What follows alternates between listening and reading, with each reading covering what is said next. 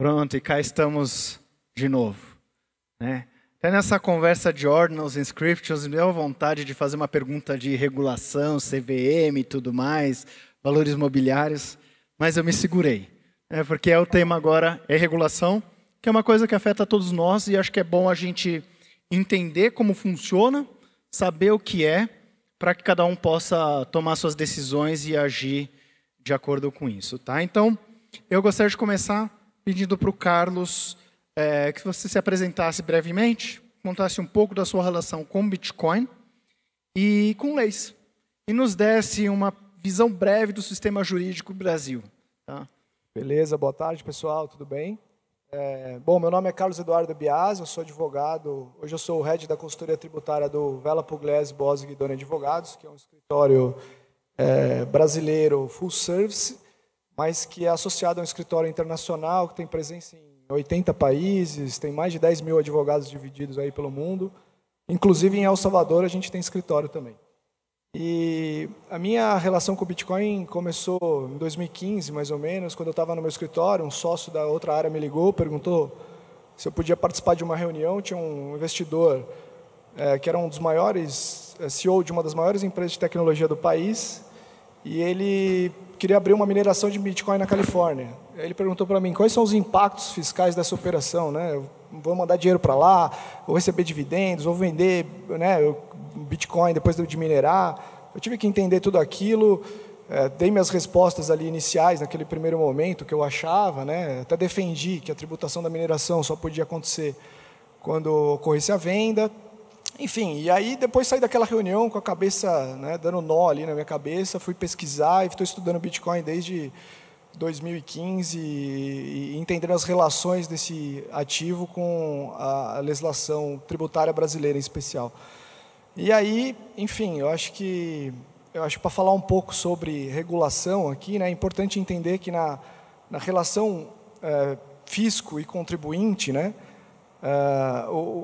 de um lado você tem um Estado, né, que pode ser visto para quem está declarando, para aquele cara que quer tirar o seu patrimônio, né, como seu inimigo, e do outro lado você tem o contribuinte que quer se defender e preservar o seu patrimônio.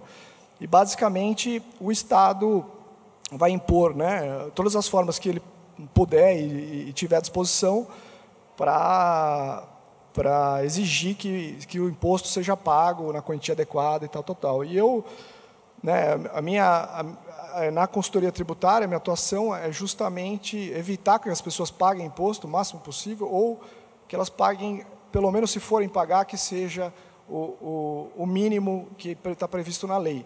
E aí, basicamente, para você, né, em qualquer batalha, seja jurídica, em qualquer lugar, que você tem um inimigo, a primeira coisa que você tem que fazer é conhecer seu inimigo, saber aonde ele pode atuar e aonde, né, são as brechas que você pode, eventualmente, se segurar. E aí, nesse contexto, né, eu acho que é importante ficar claro que assim, o Estado, nosso ordenamento jurídico, ele é bem representado pela pirâmide de Kelsen, né, onde você tem a Constituição em cima, as leis complementares embaixo, que regulam a Constituição, as leis ordinárias, que regulam as leis complementares, as leis, enfim, aí vem os decretos, as instruções normativas, que são as ordens que vão direto para os agentes do Estado, né, como aplicar essas regras. E depois você tem posições do fisco em resposta à consulta, decisões administrativas, e assim vai. E aí eu acho importante aqui nesse momento, né, a gente, só para ficar claro como funciona o Estado, assim, o fiscal ele está obrigado a seguir a instrução normativa, a portaria, a regra que rege ali a atuação dele. Então, mesmo que o fiscal não concorde com determinada posição, que ele ache injusta ou qualquer coisa, ou ilegal, ou que contraria a lei, ele tem que aplicar a regra porque ele é obrigado pela função que ele exerce. Isso é uma regra funcional que ele tem que seguir. Então, por isso que a gente vê no Brasil, né, um monte de decisão que resolve um problema e o fisco continua indo lá e mantendo aquela atuação porque ele está obrigado a fazer aquilo. E aí, eu acho que, nesse contexto, né, qual que como que funciona esse caminho do contribuinte se defender, né, e lutar contra o Estado? Basicamente, imaginando que você tem uma discussão, né, uma dúvida sobre um determinado termo, porque basicamente a legislação é uma linguagem, e a linguagem ela pode ter diferentes significados para diferentes pessoas. Então, todo mundo que vai interpretar uma lei, uma instrução normativa, vai entender uma coisa, outro vai entender outra, enfim, vai ter aquela disputa para entender como que, qual que é a verdade, o que a legislação queria dizer, né? E aí, havendo essa discussão, você tem dois cenários. Ou você vai lá e decide pagar o imposto, resolve o problema, o fisco fica feliz, ou bem, você não paga. E aí, se você não pagar, você tem dois caminhos. Ou o fisco descobre que você não pagou, ou ele não descobre que você pagou. Se ele não descobrir que você pagou em até 5 anos, ele não vai poder te cobrar mais. Por outro lado, se ele descobrir que você não pagou, ele é obrigado a te autuar, mesmo que ele não concorde. E aí, nesse processo, você tem que... e tem um terceiro caminho, que é o seguinte, em vez de você se defender, você preventivamente buscar o judiciário, ou até mesmo a própria Receita, né, provocando ele sobre aquela dúvida, apresentando uma consulta ao fisco. Qualquer contribuinte pode fazer isso, você que está sentado aí pode chegar lá, entrar no site da Receita, protocolar uma consulta, ou bem, você entra com uma ação judicial já desde plano, porque você não quer saber nem o que o fisco acha, você quer que um juiz fale qual que é o direito ali, de quem que é o direito. E aí, nesse cenário, se você quiser passar por todos esses estágios, você decidir não pagar e o fisco descobrir, ele vai te autuar, vai aplicar uma multa de 75%, essa multa é majorada se ele interpretar que você tinha o interesse de não pagar o imposto, que você agiu deliberadamente com isso, né? Você tinha a intenção de fraudar o fisco, e aí, nesse cenário, ele vai te aplicar uma multa de 100%. Aí você vai se defender, primeira instância administrativa, depois isso vai para a segunda instância administrativa, depois você vai para o judiciário, e assim vai até chegar lá, ou no STJ ou no STF, que vão dar uma decisão. E essa decisão do STJ ou do STF, diferentemente do que muitas pessoas acham, ela não é válida para todo mundo, ela é só válida para você que ganhou aquele caso. Enquanto isso, o fisco continua autuando todo mundo que fez as coisas iguais.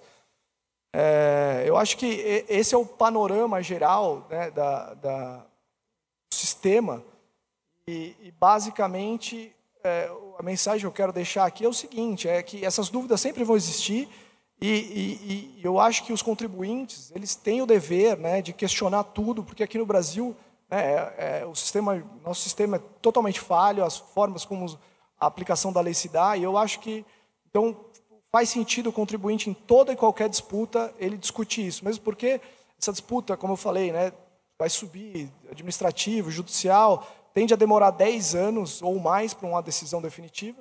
Nesse meio do caminho, o contribuinte vai decidir parcelar, vai sair um parcelamento, vai dar desconto.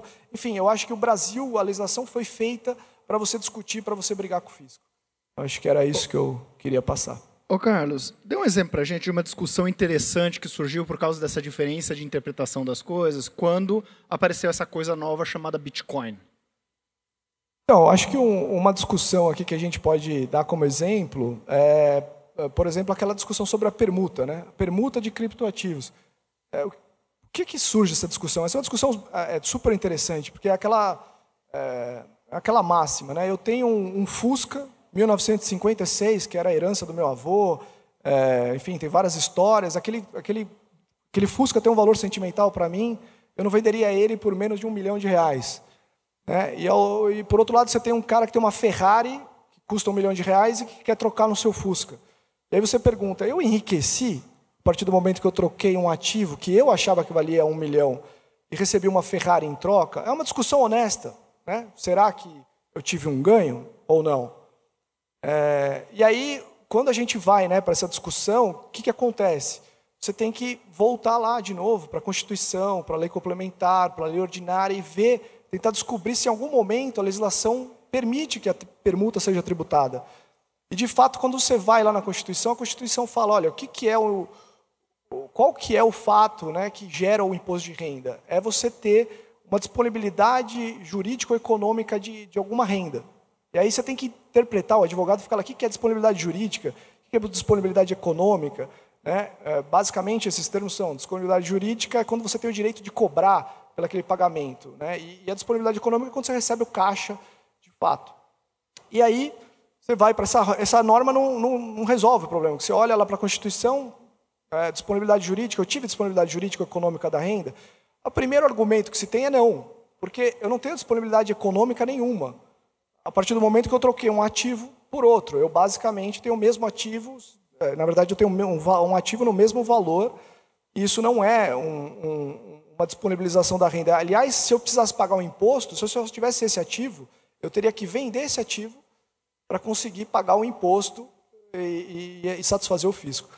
Então, aí você vai voltando para a lei complementar vai trazer, né, algumas elementos a mais, né, para você se suportar.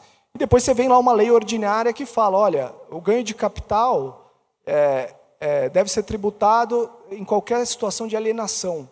E aí, dentre eles, se inclui a venda, a permuta, enfim, e aí traz a permuta lá. E a pergunta que fica é, essa permuta que está lá, incluída nessa lei ordinária, ela é constitucional? Ela está ferindo o Código Tributário Nacional? Ela está ferindo a Constituição?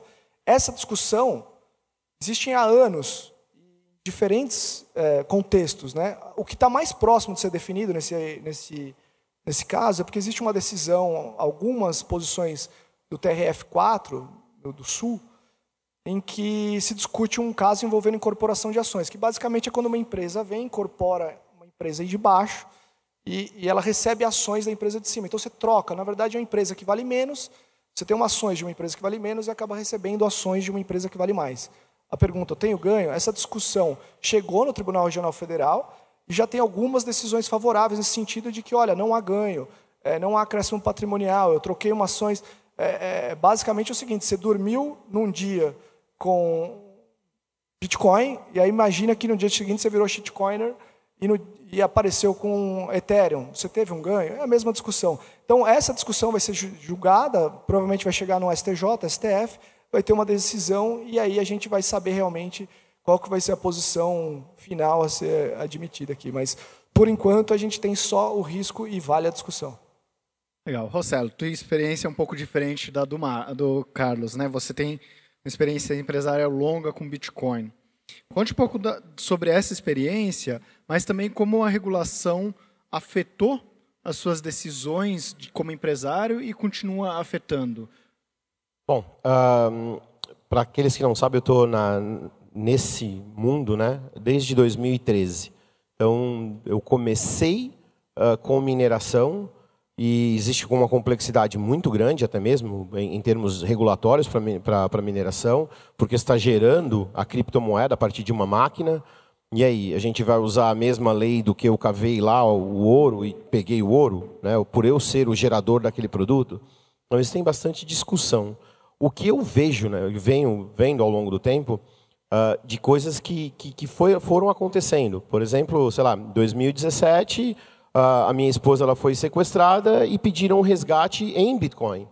E eu ganhei de presente, de brinde, uma multa da Receita Federal. Eu não paguei o sequestrador, mas está lá uma disputa com a Receita Federal que me cobrando o ganho em cima de um Bitcoin que eles acham que tem, porque o sequestrador pediu o equivalente a 115 milhões de reais em Bitcoin e a Receita Federal decidiu me multar em cima disso.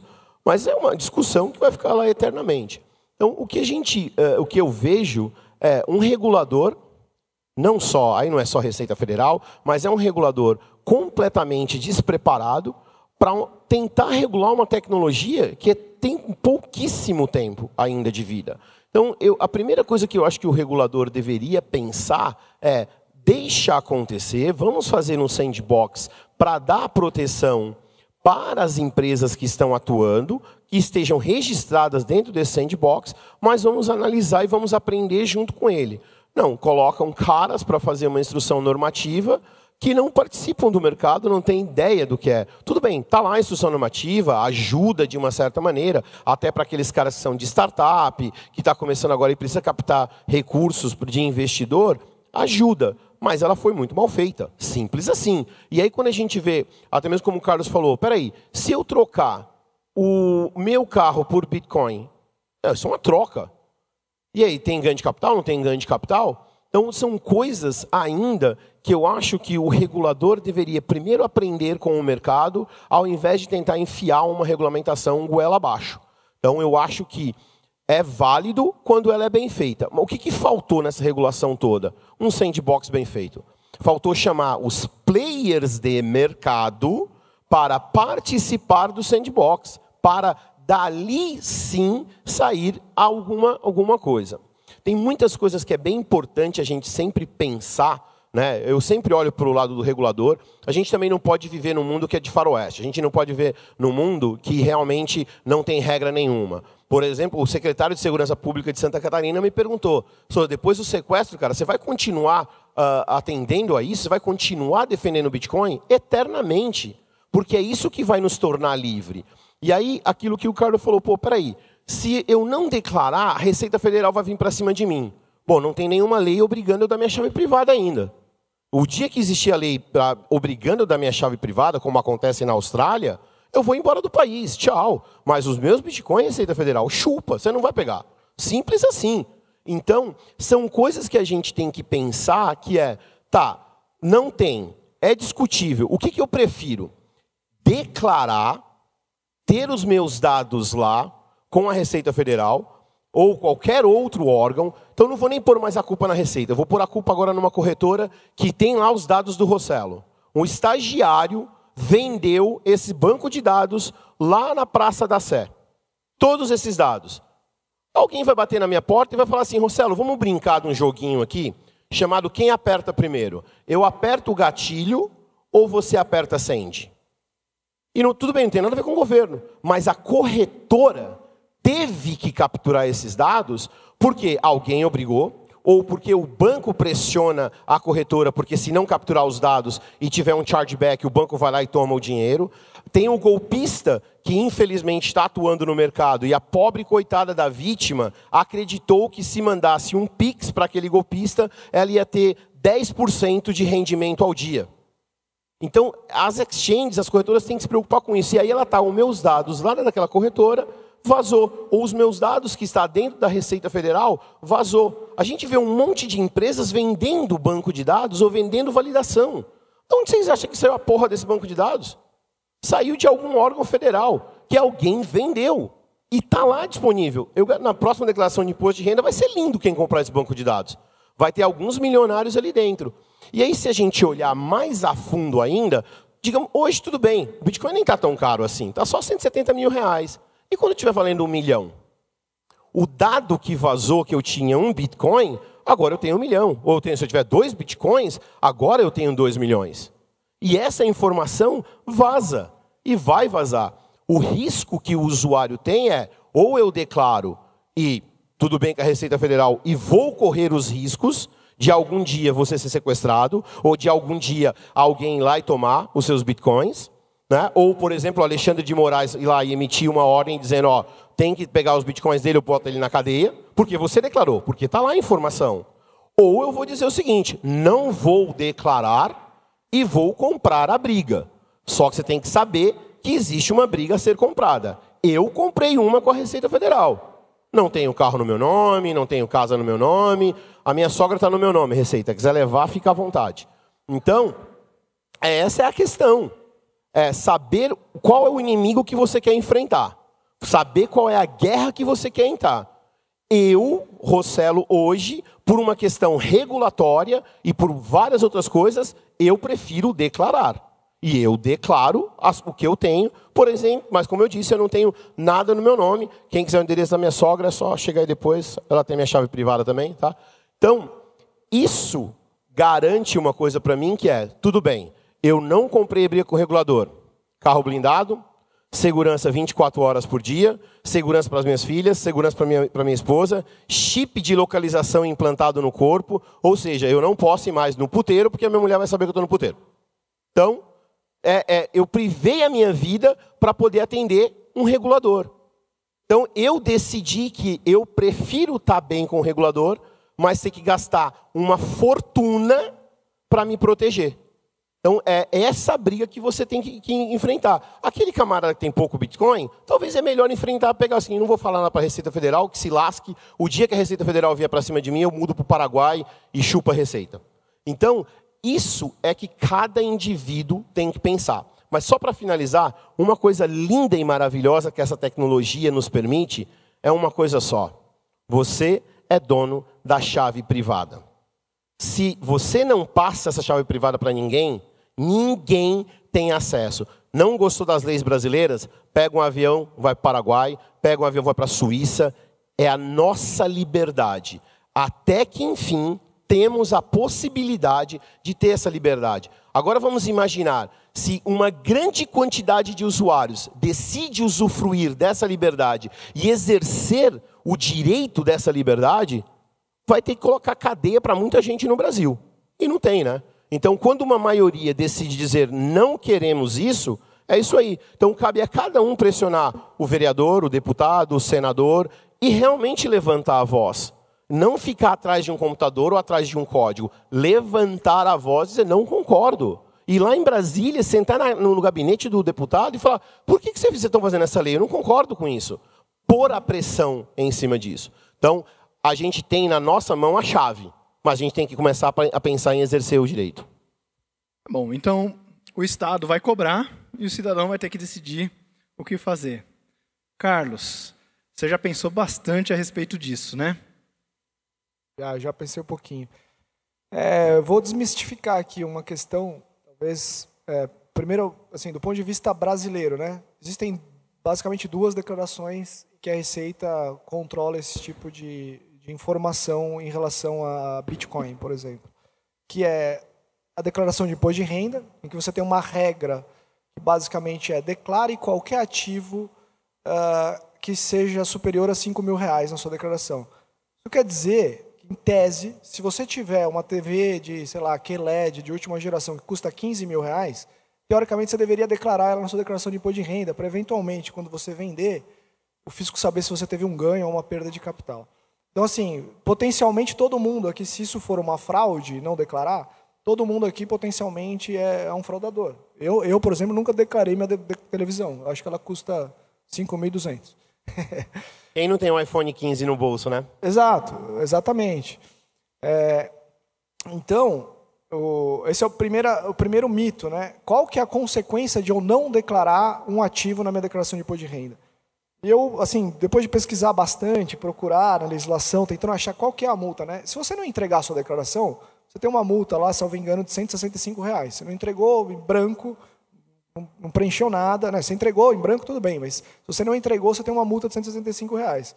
Se você não declarar um ativo, em tese, você não tem um fato gerador, porque o fato gerador que gera o imposto é você, por exemplo, vender esse ativo e apurar um ganho. Então você pode ter uma situação em que você não declarou, vendeu e não apurou ganho, teve uma perda, então você não tem imposto a pagar, ou você está numa situação em que você não declarou, vendeu e aí sim você tem um ganho de capital que não foi reportado e a Receita pode eventualmente te autuar pelo ganho, não pela falta de declaração. Mas, nesse caso, existe uma regra criminal, que é uma lei específica de lavagem de dinheiro, e fala de sonegação fiscal e tal. E essa regra fala, olha, se você não declarar com o intuito de não pagar o imposto, você está sujeito, enfim, a uma pena de 2 meses, 6 meses a 2 anos de prisão. Essa pena, né, ela depende do fisco constatar essa situação, informar o Ministério Público descandear um processo de criminal, e aí, no direito tributário, se você pagar essa dívida ou parcelar, essa punibilidade decorrente desse crime de sonegação fiscal, ela é extinta, e você não tem mais a questão criminal, muito embora você ficou lá com um processo criminal nas costas por falta de por tentativa de sonegação fiscal. Então, eu acho que essa é a primeira desmistificação da declaração de imposto de renda da pessoa física, né? Você não tem uma multa específica por não declarar. Por outro lado, você tem a IN 1888. E a IN 1888, como vocês sabem, né? Quando você faz uma operação P2P, vocês estão obrigados a reportar, ou quando isso é feito com meio de um intermediário, assim, caracterizado como uma exchange, essa exchange é que vai fazer esse reporte. E aí você tem aquela situação em que a exchange fez o reporte, mas você não. Obviamente, você caiu ali, né, o fisco com um computadorzinho lá, um 386, faz um cruzamento de dados ali, ele sabe que tem informação, né, reportada pela exchange que não está na sua declaração. Ele vai te fiscalizar? Ele não necessariamente. Por quê? Porque a fiscalização, ela, no começo do ano, ela inclui alguns tipos de de situações em que ela pretende fiscalizar durante aquele ano. Se um dia ela botar, eu vou fiscalizar diferenças entre informações na IN 888 e as declarações de pessoa física, ela simplesmente roda lá um check ali, descobre quem não declarou e vai mandar uma cartinha, não vai ter nem um fiscal olhando para ver se declarou, se não declarou, você vai receber uma cartinha, aí você vai para todo aquele processo de discutir isso. E no caso da IN, aí sim você tem uma previsão de multa. E no caso de pessoa física, é de R$100 por mês, enquanto você não entregar. Então, imagina que é a declaração de janeiro, você não entregou. Fevereiro você deve 100, março 200, abril 300, isso aí vai se acumulando. E além disso, você tem uma multa que pode ser de até 1,5% do valor da operação que foi omitida ou não declarada. Eu acho que essa é a consequência de você não declarar, e eu acho que o Rossello, melhor do que ninguém, pode explicar qual que é o efeito de você declarar e quais são os riscos de se declarar. Enfim. Ouvi falar de um churrasco, Rossello. Pois é, né? Cara, um exemplo claro, né, de que, por exemplo, ali do sequestro da Renata, da onde saiu, da minha esposa, da onde saiu a informação? O cara que trabalhava num banco estava num churrasco e comentou que o cara mais não sei o que do Brasil, o cara mais foda do Brasil de criptomoeda era cliente do banco que ele trabalhava. Saiu dali a informação. Se eu não tivesse conta naquele banco, se eu não tivesse a informação guardada lá, ele não teria essa informação. Então saiu dali. Então a gente começa a ver riscos de que se você, como eu disse, tem que escolher o inimigo. Se você declara e faz como o Rossello está fazendo, você tem que lembrar o seguinte, não, legal, estou protegido. Então, se eu ganhar muito dinheiro com criptomoeda, eu posso comprar uma Ferrari, eu posso comprar uma Lamborghini, eu posso chamar o Rossello para um churrasco em casa, na minha ilha. Então, isso é legal. Tá, mas vamos olhar agora o outro aspecto. E quando vaza a informação? E se amanhã a gente entra lá no Tribunal de Justiça, entra algum cara que diz o seguinte, a partir de agora vamos cobrar o imposto de todo mundo. Digamos que o Haddad decide cobrar imposto de quem tem Bitcoin. Tu já declarou, brother. Tu disse que tem lá a informação. Então você tem que estar preparado para esse tipo de coisa. Que essa informação ela pode muito bem vazar. E podem cobrar. Você vai dizer, tá bom, vai me cobrar, mas eu esqueci a minha chave privada. Cara, beleza, a gente pode usar isso como desculpa. Perdi a chave, fui no jogo de pôquer ontem e perdi meus bitcoins. Mas você está devendo igual. Você vai ter que realmente se defender disso. Então, quando você declara, está tudo guardadinho lá e a qualquer momento um dos inimigos vão atrás. Pode ser o inimigo com a carteira oficial e pode ser o inimigo sem a carteira oficial. Então, é uma decisão muito difícil de você tomar. Mas lembre uma coisa. Foi o que o Carlos falou. As corretoras nacionais, todas elas, incluindo a SmartPay, todas elas declaram todas as transações. Porque nós estamos ali na mira do camarada. Então, não vou declarar, mas você está lá sentando o pau e comprando um monte de criptomoeda. Cara, vão cruzar a informação e vão atrás de você. Muita gente vai lá com P2P. Não, eu compro com o meu P2P aqui, que ele não faz nenhum reporte. Mas eu te garanto que a Receita Federal sabe que ele negocia criptomoeda. E aí você vai cair na malha fina. Tudo bem, você tem 5 anos para fazer, você pode se defender, tem uma série de coisas. Então não achem que o regulador também é idiota, porque ele está de olho constantemente. Então, o que eu sempre falo para as pessoas, e por mais que você não declare, e você ganhou dinheiro, e quando você quiser comprar uma casa, de onde saiu o dinheiro? Quando você quiser comprar algum bem, ou você compra televisão e compra isso, CPF na nota, senhor? Aí você diz, não quero. Mas você pagou ele com um Pix. Não adiantou nada. Tem toda a informação, porque quando você faz um Pix, sabe até o que você vai jantar amanhã. Tá? Então, essa informação está lá dentro. Então, se você não declara pensando, beleza, vou ganhar dinheiro, aí você vai entrar num processo criminal, que foi o que o Carlos falou. Você não declarou no intuito de não pagar imposto, de roubar a Receita Federal. Magrão, você vai enfrentar um baita processo e podem até cancelar o seu passaporte. Podem realmente fazer um inferno da sua vida. Agora, e aí, se você falou, quer saber de uma coisa? Não vou declarar, não vou informar, vou fazer aqui o meu pé de meia durante 5 anos aqui na terra Tupiniquim, né? E aí, na República da Jabuticaba, melhor dizendo, né? E aí vou embora. Vou lá para El Salvador. Ok? Você vai embora. Não volto nunca mais. E não volto nunca mais. Então, saiba avaliar bem. E saiba escolher, principalmente, a guerra e o inimigo que você quer enfrentar. A gente tem uma situação muito perversa, não só no Brasil, de uma maneira geral, né, que é com privacidade no contexto total. Que, por exemplo, você vai pedir, sei lá, um financiamento de R$5.000 para terminar de pagar uma moto que você quer usar no fim de semana, né?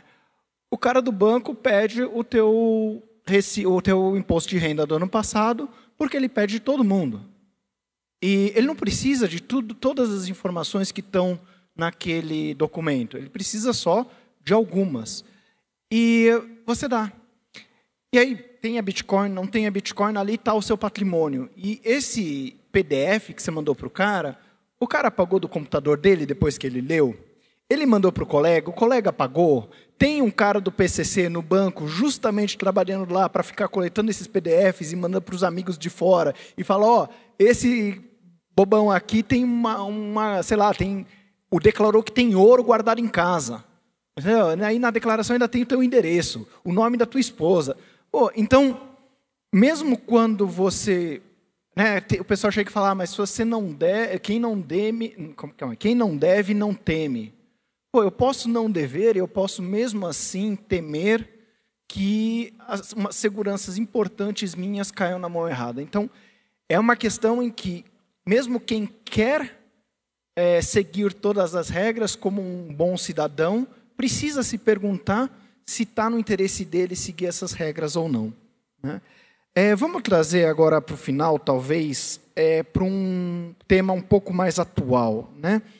A gente tem um PL, o PL 4173, Carlos. O que ele fala? Qual que é a situação atual? O que essa regra prevê? Bom, basicamente, né, isso aí veio aqui no novo governo que não tem meta de gastos, então também não tem meta de arrecadação. Então, o que a gente vai ver nos próximos anos é provavelmente cada vez mais o Estado aumentando despesa e para cobrir essa despesa ele necessariamente precisa aumentar a arrecadação. E aí é aquele binômio, né, exige mais imposto, arrecada mais o contribuinte, enfim. Então, nesse contexto, eles já eram uma intenção da Receita Federal, né, dar um tratamento para investimentos no exterior, e aí eles fizeram esse PL, que é um projeto de lei, que, enfim, agora foi aprovado na Câmara e vai para o Senado, e é um projeto de lei que trata sobre tributação de investimentos no exterior, tanto em offshores, como você investindo diretamente nos ativos, nas aplicações financeiras. E aí a lei, basicamente, ela vai lá e define o que é aplicações financeiras. E aí, dentre, né, dos diferentes ativos que tem lá, você vai ter investimento em renda fixa no exterior, investimento num fundo lá fora, uma ação lá fora, um ETF lá fora. E aí, no meio ali, ele enfia criptomoedas no meio da redação. Ou seja, se você tiver investimento direto num criptoativo, numa criptomoeda, né, lá fora, você teoricamente tem que seguir a regra de tributação dessa norma. E, além disso, ele traz quais são os rendimentos, ele traz uma definição de quais são os rendimentos de aplicações financeiras que são gerados em decorrência desses investimentos nesses ativos, que devem ser sujeitos a essa tributação de acordo com essa nova regra. E, ao fazer isso, essa lei ela criou uma distinção, porque você já tinha uma regra no Brasil para você tributar o ganho de capital, que basicamente é aquela regra que todo mundo conhece, a alíquota de 15 a 22,5%, no momento que você vende, né, para ganhos acima de 5 milhões, a alíquota sobe de 15 para 17, assim vai até 22,5%.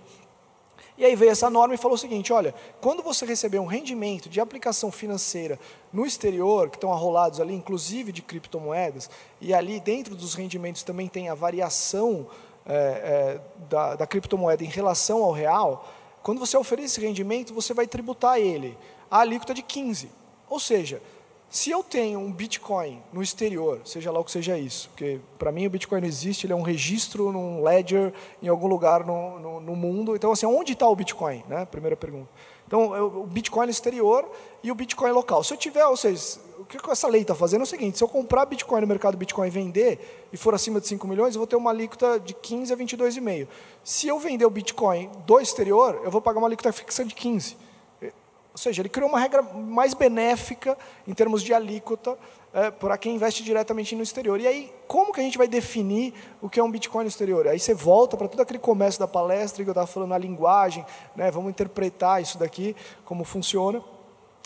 E aí a legislação fala, você vai tributar isso no momento em que você alienar, liquidar, vender. Ou seja, continua a mesma regra. Essa história de que agora vou ter que tributar a variação cambial do Bitcoin todo mês, quando eu tiver. Não, esquece, não é isso que está escrito na regra. O que está escrito na regra é que a tributação vai se dar no momento da liquidação, quando os rendimentos forem efetivamente percebidos. E esse termo, percebidos, ele é usado na legislação de pessoa física há anos. E ele tem um conceito definido, que é o caixa, quando você recebe efetivamente o dinheiro. Então, esquece esse papo de que você vai ter que declarar Bitcoin todo mês, agora o ganho, isso não vai acontecer.